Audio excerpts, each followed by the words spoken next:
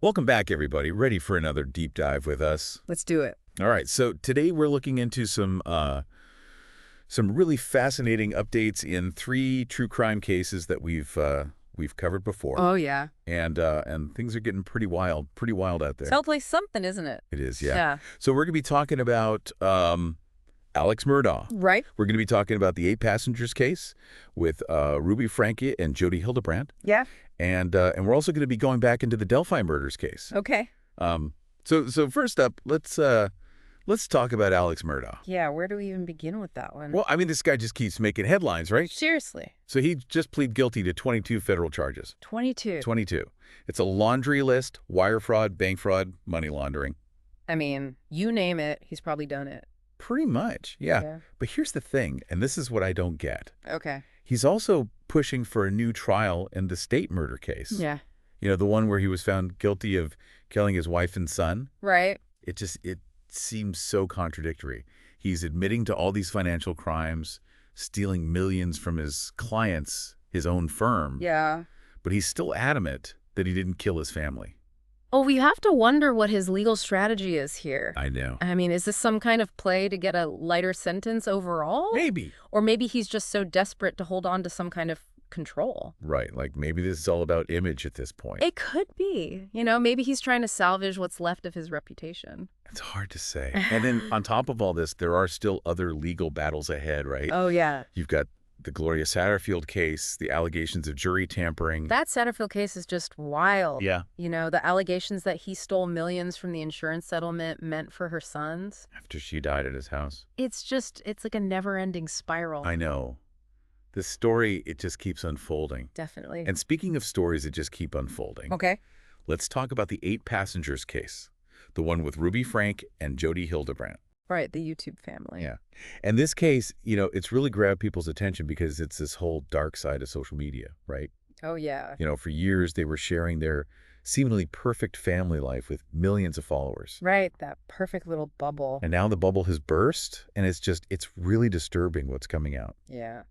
What was it, a search warrant at Hildebrandt's house? Yeah, and that's where the really horrifying details came out. Like what? Like the children being tied up with rope, duct tape used to dress their wounds, even cayenne pepper and honey smeared on the wounds. Oh, my gosh. It's awful. It's so far beyond neglect. I know. It sounds like intentional infliction of pain. Absolutely.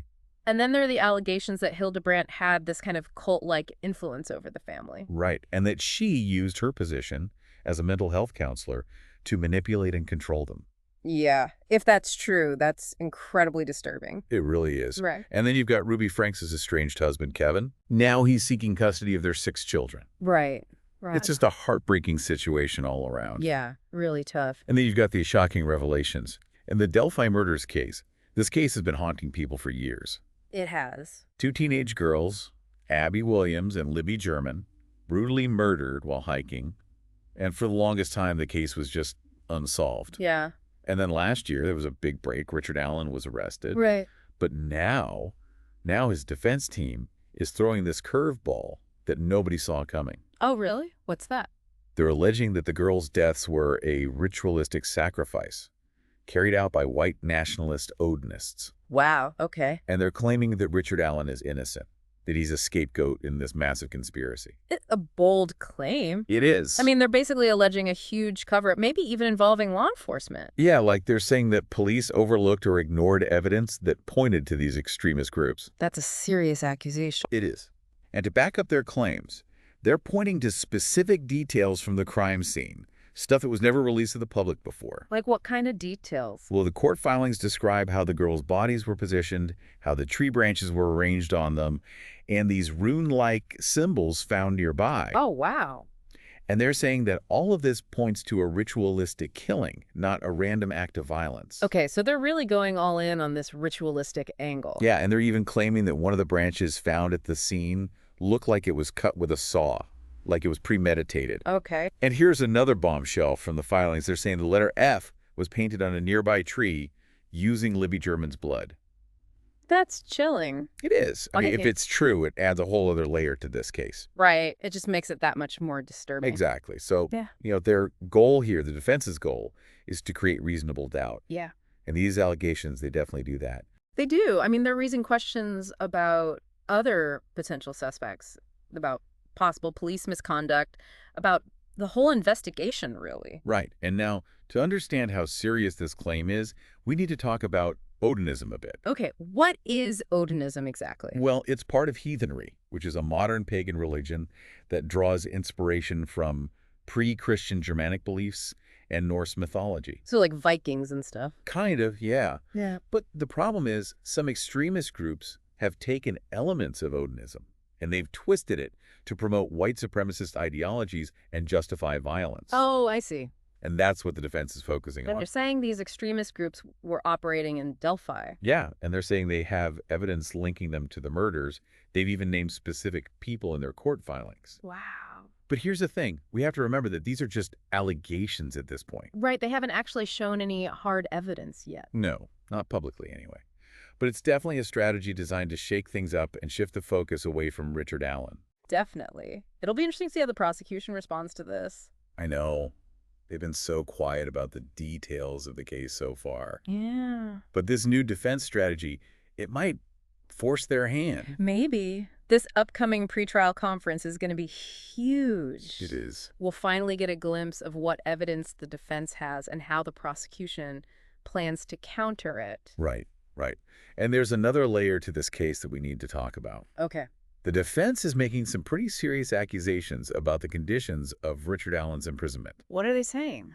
They're saying that some of the guards where Allen's being held, they're Odinists themselves. Seriously? Yeah, and they're claiming that these guards have threatened Allen and his family. Wow. It's a strategy designed to make Allen look like the victim, like he was forced to confess or stay silent to protect his family. Right, right. It's almost too crazy to believe, like something out of a movie. It is. But then, again, this whole case has been full of twists and turns. That's true. It's like you never know what's going to happen next. Exactly. But amidst all this speculation and drama, it's crucial to remember the real victims here. Right, Abby and Libby. Their families have gone through so much pain, and now they're facing this whole new wave of media attention and speculation. It's just got to be incredibly difficult for them. Just can't even imagine. It's a reminder that we need to approach this case with sensitivity and respect for the victims and their families. Absolutely. So now let's take a step back and think about what these cases tell us about the legal system. Okay.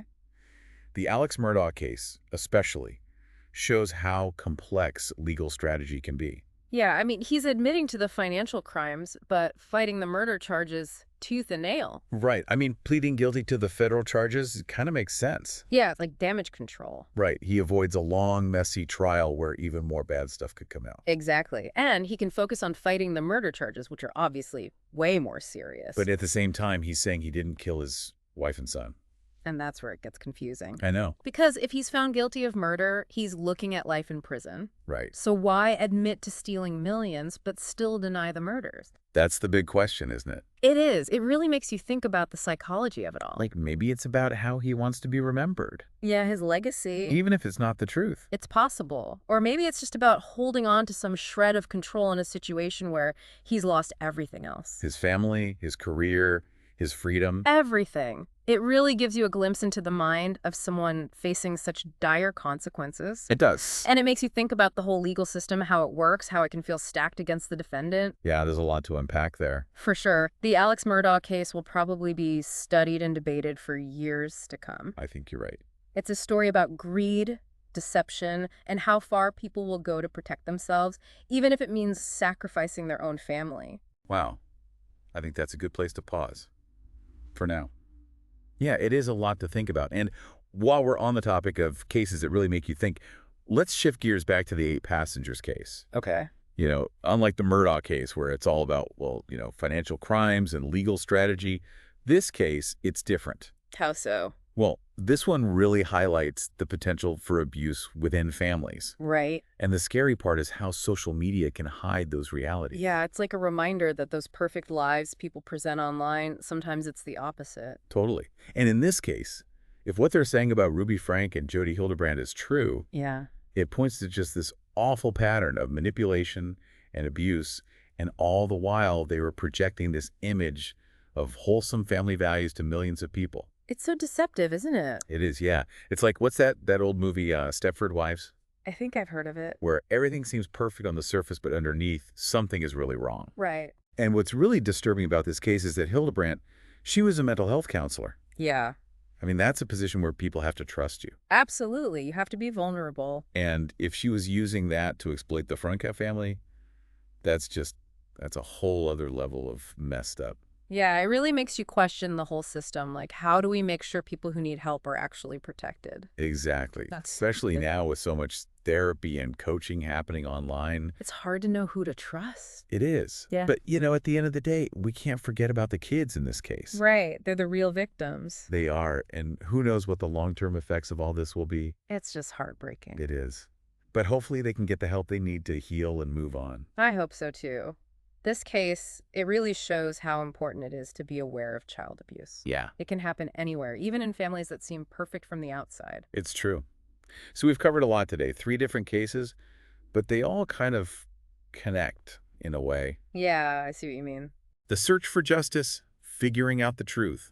It's complicated. It is. What's sticking with you from all of this? A good question. I guess for me, it's how people keep fighting for what's right, even when it seems impossible. You're right. Like Abby and Libby's families, the people Alex Murdoch stole from, even the Frank children. They're all going through so much. They are, but they're not giving up.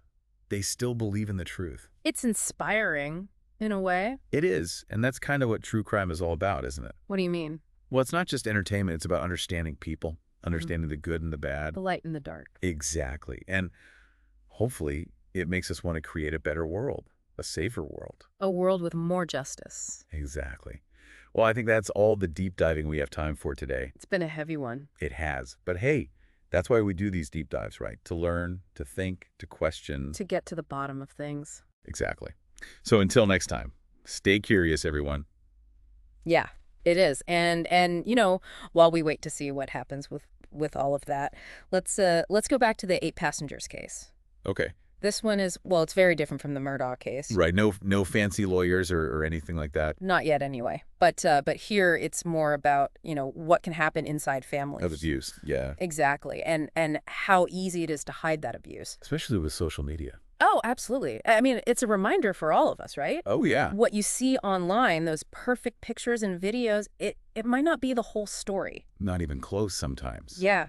And with Ruby Frank and Jody Hildebrandt, well, if what they're saying is true, this was some really serious manipulation and abuse going on. And all while they're presenting themselves as this perfect family. It's like that movie, what was it, Stepford Wives. Oh, yeah. Everything seems perfect, but something dark is lurking underneath. Yeah, it's creepy. And what really gets me is that Hildebrandt was a mental health counselor, right? It's wrong on so many levels. I know. People go to counselors for help. They have to trust them. They're vulnerable. Exactly. And if she was using that position to take advantage of the Frankif, well, that's a huge violation of trust. It makes you wonder how we can prevent stuff like that from happening. It does. Especially now with so much therapy happening online, it's harder to know who's legitimate.